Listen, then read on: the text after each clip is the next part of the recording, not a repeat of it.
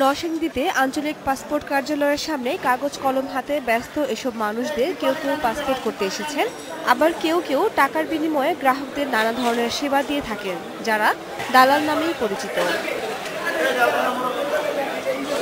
গ্রাহকদের অভিযোগ, নিয়ম অনুযায়ী আবেদন করলে নানা অজুহাতে পাসপোর্ট আবেদন গ্রহণ করেন না কর্তৃপক্ষ, তাই অনেকটা বাধ্য হয়েই দালাল ধরতে হয়। বলতেছে যে কিছু টাকা দেন, টাকা দিলে তাড়াতাড়ি হইব কাজটা, টাকা না দিলে দেরি হইব।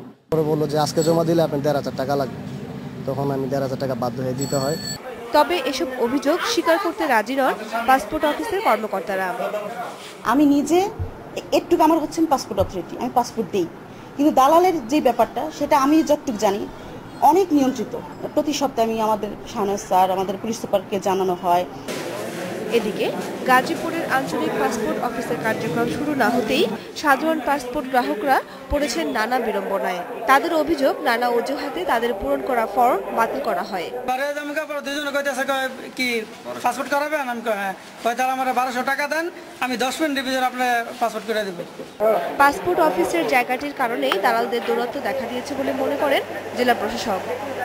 দুর্গম জায়গা এবং আবাসিক এলাকা, এটি যদি অফিস ওরিয়েন্টেড, অফিস ফ্লেভার একটা জায়গায় যদি আমরা এটা স্থাপন করতে পারি, তাহলে আপনি যে সমস্ত দালালের দৌরাত্ম্যের কথা সেখানে বললেন, এগুলো দূর করা যাবে।